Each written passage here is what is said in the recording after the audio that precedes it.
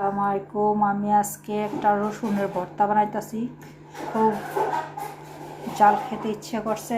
এই রাত্রে তো শুটকির ভর্তা বানানো সম্ভব না, তাই এখন একটু গরম ভাত দিয়া এই রসুনের ভর্তাটা খাবো। আমি চুলাটার উপরে ডাইরেক্ট এই রসুনটাকে এইভাবে দিয়ে দিছি। এখন চুলাটার আমি 3-এ দিয়ে দিছি। আস্তে আস্তে চুলাটা একদম কমতে হবে। আর ছিলকাটা সাথে দিয়ে দিছি, ছিলকাটা পড়বে, রসুনটা পড়বে না। এই যেভাবে এটা ছেড়া উল্টাই করতেছি। এখন এভাবে আস্তে আস্তে চুলাটা কমাই দিছি। আস্তে আস্তে রসুনটা ভাজা হইব। তারপর আমি কাইটা নেব পেঁয়াজ কুচি এবং ধনিয়া পাতা কুচি এবং শুকনা মরিচ মিক্স করব সাথে। তারপরে দিয়ে দিব সরষের তেল। গরম ভাত খাইলে অনেক ভালো লাগে। নিজের জীবনটাকে নিজেই সাজাইতে হয়, নিজের জীবনটাকে নিজেই ভালো মন্দ খাওয়া, যেটা নিজে তৈরি করে খাইতে হয়। এই পৃথিবীতে কেউ কারো আপন না, নিজের দেহটাই নিজের আপন। আপনার রুহ চাইছে, আপনার হাত আছে, আপনার হাত দিয়ে আপনা করে খেয়ে ফেলাবেন। কারো আশা থাকবেন না কেউ পৃথিবীতে, পরের আশা সর্বনাশা। তাই নিজের রুহটা যখন যেটা খাইতে চাইব সেটা নিজে নিজেই তৈরি করে খাইবেন। অন্যরা অপেক্ষা করবেন না। অন্যরা অপেক্ষা করবেন, নিজের চাহিদা, নিজের তৃপ্তি, নিজের মন মতো কিছুটাই মিলবে না। তাই আমি আজকে আপনাদের দেখাইতেছি রসুনের ভর্তাটা, এবং খুবই টেস্ট, খুবই ভালো লাগে এবং আমার খুব পছন্দ, আমার মেয়েরও খুব পছন্দ। একবার আপনারাও করে খেয়ে দেখবেন, ইনশাল্লাহ অনেক ভালো লাগবে। পেঁয়াজটাকে লাল পেঁয়াজ ছোটো ছোটো করে কেটে নিচ্ছি। যে লাল পেঁয়াজটা অনেক খাইতে টেস্ট লাগে, আলাদা একটা ভালো লাগে, আর শক্তিও বেশি এই পেঁয়াজটা, লাল পেঁয়াজটা। ধনিয়া পাতা কুচি নিয়েছি। এখন আমি শুকনা মরিচ এই যে ডিব্বাতে ভাইজা রেখে দিছি। শুকনা মরিচ ভাজা দিয়া একটু ঝাল খাইতে তো ভেঙে নিতেছি। আপনাদের দেখাই যে রসুনটা আমি টাইলে নিচ্ছি ছিলকার সাথে। এখন এইভাবে আমি ছড়াই নিই। এইভাবে এই যে রসুনটা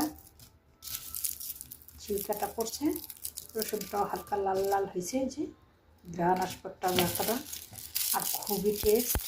আপনারাও বাসায় শর্টকাটে করে খাইবেন গরম গরম ভাত দিয়া। আর রসুনটা এমনি লাঞ্চের লেগে খুবই উপকার, খুব ভালো। রসুন লাঞ্চের লেগে পুরো সবটা দিকে শরীরের লেগে সব কিছু লেগে ভালো। তাই শর্টকাটে খাবার রসুনের ভর্তা। খাঁটি সরষের তেল আমি দেশ থেকে আনাইছিলাম। শীতের সময় একটু সরষের তেলটা, আমরা তো গ্রামে দেখতাম যে শীতের সময় সরষের তেলটা গায়ে মাখতো। খাঁটি সরষের তেল দিয়ে আমার আব্বার একদম ভাতও খেয়ে হতো। খাঁটি সরষের তেল তো অনেক উপকার, অনেক ভালো লাগে। আমরা তো দেশের বাইরে থাকি, সবসময় খাঁটি সরষের তেল পাওয়া যায় না, তাই দেশের থেকে আনছিলাম। কোনো বাঙালি টাঙ্গালি অথবা ভুলে তুলে আইনা দেয়। এখন এইটুকু তেলেই অল্প অল্প করে ভর্তা খাই, যেতে শুধু আলুর ভর্তা, সরষের ভর্তা। আলুর ভর্তার মধ্যে একটু সরষের তেলটা, যে ভর্তাটা যেটা খাবে অল্প অল্প করে দিয়া ভালো লাগে। খাঁটি সরষের তেলটা তৃপ্তি আলাদা, টেস্টই আলাদা। সবটা মধ্যে ফ্রেশ জিনিসটা স্বাদ আলাদা। তাই রসুনটাও টাটকা টাটকা টাইলে নিয়ে ফ্রেশ নিয়ে সাথে সাথে ভর্তা বানায় সাথে দেখায় ফেলবে, খুব টেস্ট। আপনারা অলসতা করবেন না, যখন যা মনটা চাইব নিজেরটা নিজে কইরা খাইবেন। কারো অপেক্ষা করবেন না। এই পৃথিবীতে কেউ কারো আপন হয় না। নিজের দেহটাই নিজেরটাই নিজে আপন করে নেবেন। নিজেকে ভালোবাসতে শিখেন, প্রতিষ্ঠিত হইতে পারবেন। অন্যরা ভালোবাসে নিজের দেহটা নষ্ট, অন্যকে ভালোবাসলে জীবনটা নষ্ট। ভালো করে শুকনো মরিচটারে, পেঁয়াজটারে, ধনিয়া পাতাটারে ভালো করে মেখে নেবেন। মাইখা এর সাথে রসুনটারও এই যে চিপটা মেখে নেবেন। হাতের ভর্তা, পাটা লাগবে না কোনো। পাটা ছাড়া হাতের ভর্তাটা টেস্ট আলাদা, পাটাটার টেস্ট আলাদা। একদম সহজ জিনিস। তার সাথে আমি একটু সরষের তেল দিয়ে দিব। এই যে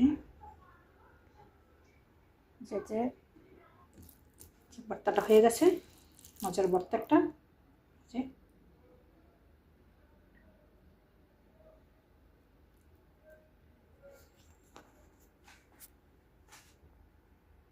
মজাদার ভর্তা একটা ছায়া আসে কেন, একটা রসুনের ভর্তা বানাইছি তো। আমি মেহমান আসলে দেখা যায় মুরগি টুরগির মাংস টাংস করলে সাথে এই ভর্তাটা করি, খুবই পছন্দ করে যারা খায়। অনেকে বলে যে আমরা তো এই জিনিসটা জানি না, কীভাবে করলেন এত টেস্ট হইল, খুবই ভালো লাগলো। তো এইটা আপনারা খাইয়া দয়া করে একটা লাইক দিবেন। দেখা হবে পরের ভিডিওতে। আসসালামু আলাইকুম। সবাই দোয়া করেন, সবার জন্য আমিও দোয়া করি, ভালো থাকেন। ওকে, আল্লাহ হাফেজ। পরের ভিডিওতে দেখা হবে।